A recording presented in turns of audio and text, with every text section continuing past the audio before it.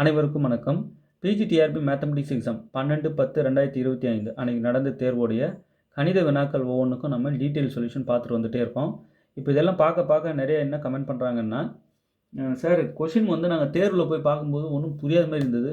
But நீங்கள் சொல்ல இவ்வளோதானான்னு தோணுது சார். எஸ், இவ்வளோதான். ரொம்ப கடினம்லாம் கேள்வி கேட்கல, எளிமையான வினாத்தாள் தான். இது எப்போ உங்களுக்கு எளிமையாக இந்த மாதிரி கேட்ட எல்லாமே எளிமையாக தான் கேட்டிருக்காங்கன்னு எப்போ தோணும்னா, ப்ராப்பர் ஸ்டடி மெட்டீரியல் கையில் வச்சுக்கிட்டு படிக்கும்போது, தினம் சப்ஜெக்டை சிறுக சேர்க்கும்போது, தேர்வு அன்னைக்கெல்லாம் எப்படி இருப்பீங்கன்னா, நீங்கள் எந்த கேள்வி வேணாலும் கேளுங்க, நான் பதில் சொல்ல தயார் அப்படின்ற அந்த செல்ஃப் கான்ஃபிடென்ஸோட பக்காவாக இருப்பீங்க. ஸோ தயவுசெய்து ஃபுல் செட்டு ஸ்டடி மெட்டீரியல் கையில் வச்சுக்கிட்டு எதுக்கும் படிக்க ஸ்டார்ட் பண்ணுங்கள். நம்ம கொஷினுக்கு ஆன்சர் பண்ணி பார்க்குறது, கொஷின் அண்ட் ஆன்சர்ஸ் இந்த போக்கு ஏற்புடையதல்ல. இப்படி வந்து நம்ம போகவே கூடாது. நிறைய தியரி படிக்கணும். Theorem, statement, definitions, remarks, notes, formulas எல்லாத்தையும் தினமும் நான் ஒவ்வொரு யூனிட்டுக்கும் தனித்தனியாக அழகாக கொடுத்துருக்கேன். ஸ்டடி மெட்டீரியலில் பக்காவாக இருக்கும். நீங்கள் படிக்க வேண்டியது மட்டும்தான் பாக்கி, அவ்வளோ மெட்டீரியல் வந்து இறங்கும். ஸோ அதெல்லாம் ப்ராப்பராக வாங்கி வச்சுட்டு நல்லா படிங்க. யூஜிடிஆர்பிக்கு இப்போ ஃபுல் செட்டு ஸ்டடி மெட்டீரியல் தரோம். 120 டெஸ்ட்டு கண்டக்ட் பண்ணுறோம். டெஸ்ட் பேட்ச்சு ஸ்டார்ட் பண்ணிட்டோம். யூஜிடிஆர்பி வேணுன்றவங்க ஜாயின் பண்ணிக்கோங்க. ஜாயின் பண்ணணும்னு நினைக்கிறவங்க 7358591547 இந்த நம்பருக்கு கான்டாக்ட் பண்ணுங்கள். நீங்கள் யூஜிடிஆர்பிக்கு ரெகுலராக படிக்கலாம். டிஎன் டெட் எக்ஸாம் வந்து பேப்பர் 2 எழுதுகிறவங்களுக்கு சைக்காலஜி கொஸ்டின்ஸ் வந்து 200 கொஸ்டின்ஸ் வித் ஆன்சரோடு கொடுக்குறேன். தமிழ் எலிஜிபிலிட்டி 160 கொஸ்டின்ஸ் வித் ஆன்சரோடு கொடுக்குறேன். டெட்டு எழுத போகிறவங்க நீங்கள் எவ்வளோ தான் பெரிய ஜாம்பவனாக இருந்தாலும் இந்த சைக்காலஜியில் 200 கொஸ்டினையும் தமிழில் ஒரு 160 கொஸ்டினும் ஒரு தடவை பார்த்துட்டு போகிறது ரொம்ப நல்லது. அந்த பேஸ் ரிலேட்டட் கொஸ்டின்ஸ் கேட்டாலாவது ஆன்சர் பண்ண நமக்கு துணை புரியும். அதுக்காக சொல்ல வரேன். சரி, சைக்காலஜி 200 கொஸ்டின் அதுக்கு மேலே போட மாட்டிங்களா? போட போகிறேன். அடுத்தது வந்து நீங்கள் இந்த தமிழ் எலிஜிபிலிட்டி 160 தானே, அதுக்கு மேலே கொடுக்க மாட்டிங்களா? கொடுக்க போகிறேன்.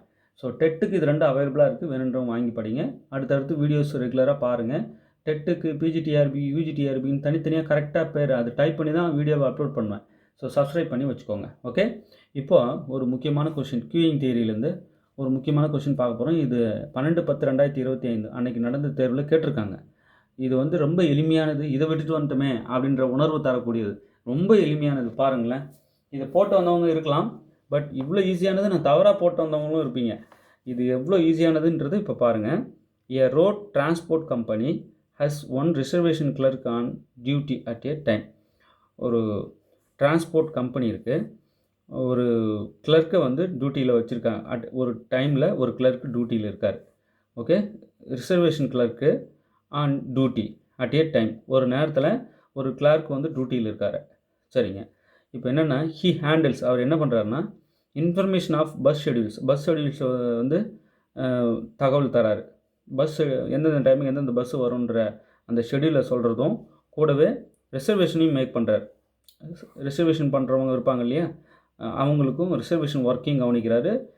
பஸ்ஸு ஷெடியூலும் வந்து சொல்லிகிட்டு இருக்காரு. இதுதான் அவரோட வேலை. சரிங்க, ரிசர்வேஷன் செய்யலாம். இப்போது customers arrive at a rate of 8 per hour. இப்போ கஸ்டமர்ஸ் வராங்க அவர்கிட்ட. பெர் ஹவருக்கு 8 கஸ்டமர்ஸ் பெர் ஹவருக்கு வராங்க. அரைவல் ரேட்டு தான். அரைவல் ரேட்டு லேம்டான்னு சொல்லுவோம், சர்வீஸ் ரேட்டு மியூன்னு சொல்லுவோம். சரி, 8 per hourனா service clerk and the clerk can service 12 customers on an average per hour. அவர் வந்து பெர் ஹவருக்கு 12 கஸ்டமருக்கு சர்வீஸ் பண்ணுற அளவுக்கு அவருக்கு முடியும். சர்வீஸ் வந்து ஆவரேஜாக பெர் ஹவருக்கு 12 கஸ்டமருக்கு அவர் சர்வீஸ் செய்ய முடியும். அப்போது வர்றது arrival rate 8 per hour, service rate வந்து 12 கஸ்டமர்ஸ் பெர் ஹவர். ஆவரேஜாக 12 customers on an average per hour. சராசரியாக 12 கஸ்டமருக்கு சர்வீஸ் பண்ண முடியும் அவரால் பெர் ஹவருக்கு. ஆனால் சராசரியாக, அதாவது ஆவரேஜாக நமக்கு அரைவல் ரேட், கஸ்டமர்ஸோடைய அரைவல் ரேட்டு வந்து நமக்கு கொடுத்துருக்காங்க 8 per hour. அப்போ கஸ்டமர்ஸ் வர ரேட்டு வந்து 8 per hourக்கு, அவர் சர்வீஸ் பண்ணுறது வந்து 12 கஸ்டமர்ஸ்க்கு பெர் ஹவருக்கு. இது ஆவரேஜாக சொல்லியிருக்காங்க, அதுதான் முக்கியங்க. ஓகே, சரிங்க. இப்போ அரைவல் ரேட்டு தெரிஞ்சிச்சு. பாருங்க, அரைவல் ரேட்டு லேம்டா 8, சர்வீஸ் ரேட்டும் தெரிஞ்சிச்சு. இங்கே பாருங்கள், சர்வீஸ் ரேட்டு 12 per hourக்கு. சரிங்க, இப்போ என்ன கேட்குறாங்கன்னா, then the average time a customer has to wait in queue before getting services. அதாவது அவருக்கு சர்வீஸ் ஒரு கஸ்டமர் வராரு, அவரோட சர்வீஸ் முடிகிறதுக்கு வரைக்கும் அவர் வெயிட் பண்ணுற டைம் இருக்கும் இல்லையா, ஆவரேஜ் வெயிட்டிங் டைம். பாருங்கள், average waiting time in the Q average waiting time இந்த க்யூவா ஆவரேஜ் வெயிட்டிங் டைம் இந்த சிஸ்டமா அது நல்லா பார்க்கணும். அவங்க இன் க்யூன்னு தெளிவாக ப்ராக்கெட்டில் கொடுத்துட்டாங்க. ஸோ நம்ம என்ன பண்ணுறோன்னா ஒரு கஸ்டமருடைய ஆவரேஜ் வெயிட்டிங் டைம் கண்டுபிடிக்க போகிறோம் க்யூவில். இப்போது அதுக்கு என்ன செய்கிறோம், முதல்ல அரைவல் ரேட்டு எவ்வளோ 8 பெர் ஹாருக்கு, இதுதான் ரொம்ப முக்கியம், பெர் ஹார். அடுத்து service rate mu 12 per hour.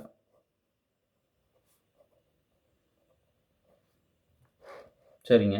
இப்போ ஆவரேஜ் வெயிட்டிங் டைம் WQ கண்டுபிடிக்கணும். எங்கே இந்த Q WSஆ WQவா, ஆவரேஜ் வெயிட்டிங் டைம் இந்த சிஸ்டமா, ஆவரேஜ் வெயிட்டிங் டைம் இந்த Qவா, ஆவரேஜ் வெயிட்டிங் டைம் இந்த Q அப்படின்னு WQ. இதுக்கு formula lambda divided by mu into mu minus lambda. Okay சரிங்க. இப்போ லாம்டா வந்து 8 டிவைடட் பை மியூ வந்து 12. ஸோ 12 மீண்டும் மியூ வந்து 12 மைனஸ் லாம்டா 8. ஓகே இப்போது 8 டிவைடட் பை 12 இன்ட்டு 12 மைனஸ் 8 வந்து 4. இதை கட் பண்ணோம்னா 2 டைம்ஸ் 4 வந்து 8, 6 டைம்ஸ் 2 வந்து 12. அப்போது நியூமரேட்டரில் 1, டினாமினேட்டரில் 6 hours. 1/6 hours average waiting time இந்த க்யூ. ஒரு கஸ்டமருடைய ஆவரேஜ் வெயிட்டிங் டைம் இந்த க்யூ வந்து 1/6 ஹவர்ஸ். பட் இங்கே வந்து பார்த்திங்கன்னா எல்லா ஆன்சர்ஸும் மினிட்ஸில் இருக்கு பாருங்கள். இங்கே பாருங்கள் ஹவர்ஸில் இல்லை. அப்போது மினிட்ஸுக்கு நம்ம மாற்றணுன்னா இந்த வந்த ஹவருக்கு வந்த ஆன்சரை 60ஆல் நம்ம மல்டிப்ளை பண்ணிட்டோம்னா மினிட்ஸுக்கு மாறிடும். அப்போ WQ equal to 1/6 into 60 minutes. So hours என்ன ஆகிடுச்சு, மினிட்ஸாக கன்வெர்ட் ஆகிடுச்சு. இப்போ இதை கட் பண்ணுவோம் இல்லையா, 10 டைம்ஸ் 6 60. அப்போது 10 இன்ட்டு 1 10 மினிட்ஸ். மினிட்ஸுக்கு மாற்றிட்டேன். அப்போது WQ ஆவரேஜ் வெயிட்டிங் டைம் இந்த Q வந்து 10 மினிட்ஸ். இதுதாங்க விஷயம். அப்போது ஆவரேஜ் வெயிட்டிங் டைம் இந்த Q ஃபார்முலா இது. இப்போ நான் என்ன கேள்வி கேட்குறேன்னா, ஆவரேஜ் வெயிட்டிங் டைம் இந்த சிஸ்டம் என்னன்ட்டு கமெண்ட்டில் சொல்லுங்கள் பார்க்கலாம். ஃபார்முலா அதுக்கு என்ன ஃபார்முலா, ஆவரேஜ் வெயிட்டிங் டைம் இந்த சிஸ்டம் WS. இது சொல்லுங்கள் கமெண்ட்டில். அவங்க அவங்க என்ன கேட்டிருக்காங்கன்னா, ஒரு customer average waiting time customer has to wait in the queue. அந்த ஆவரேஜ் வெயிட்டிங் டைம் ஒரு கஸ்டமரோடைய ஆவரேஜ் வெயிட்டிங் டைம் கேட்குறாங்க. அதுதான் நம்ம இங்கே கண்டுபிடிச்சிருக்கோம். இப்போ சிஸ்டமுக்கு கேட்குறேன், அந்த ஹோல் சிஸ்டமில் ஆவரேஜ் வெயிட்டிங் டைம் இந்த சிஸ்டம் க்யூவில் அவர் வெயிட் பண்ணுற நேரத்துக்கும் சிஸ்டமில் அவர் வெயிட் பண்ணுற நேரத்துக்கும் வித்தியாசம் இருக்குது. ரெண்டும் ஒன்றும் கிடையாது. ஃபார்முலாவே வேறு வேறு, WQ வேறு WS வேறு. ஸோ கமெண்ட்டில் சொல்லுங்கள் பார்க்கலாம் WS என்னன்னு. இப்போ இதில் என்ன வேடிக்கைன்னா, ஒரு சிலர் இந்த 1/6 கண்டுபிடிச்சிட்டு ஹவர்ஸில், இது ஹவர்ஸ் தானே, ஏன்னா கொடுத்துருக்குறது எல்லாமே ஹவரில் தான் கொடுத்துருக்காங்க. ஹவருக்கு தான் கால்குலேஷன் இருக்குது. அப்போ ஹவரில் தானே வந்து முடியும். இப்போ 1/6ன்ற 4 ஆப்ஷன் இங்கே எங்கேயுமே இல்லையே அப்படின்னு போய் பார்ப்பாங்க.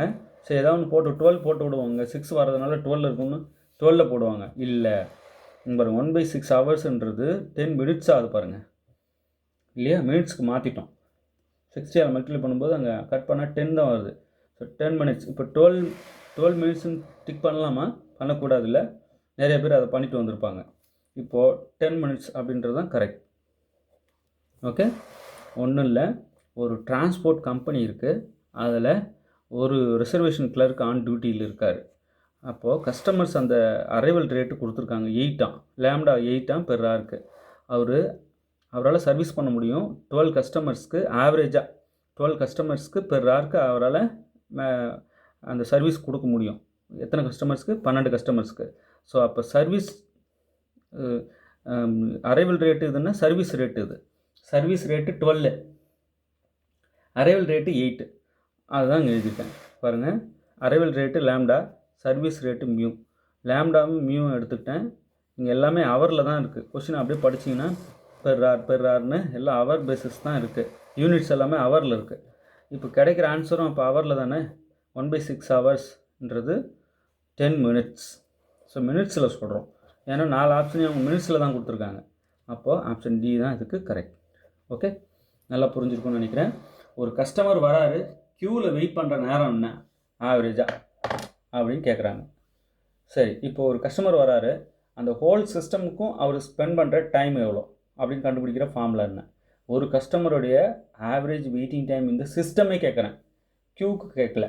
சரிங்களா? ஸோ இது தெரிஞ்சவங்க கமெண்ட்டில் சொல்லுங்கள். இப்போ இதுக்கு சரியான ஆன்சர் வந்து ஆப்ஷன் டி. ஓகே, நல்லா ப்ராக்டிஸ் பண்ணுங்கள். தேர்வில் வெற்றி பெற வாழ்த்துக்கள். தேங்க்யூ.